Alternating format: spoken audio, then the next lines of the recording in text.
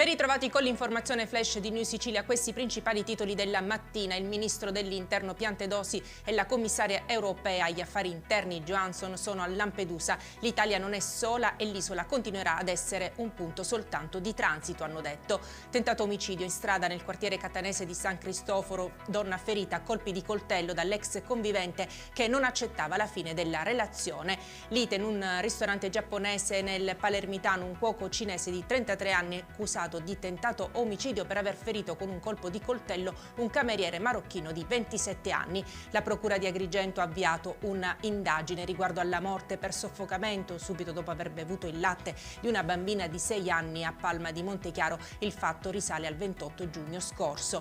Oltre 10.000 file pedopornografici. 38enne di Agrigento arrestato, si indaga per identificare le vittime e gli abusanti. E con questo è tutto, grazie per averci seguito e arrivederci.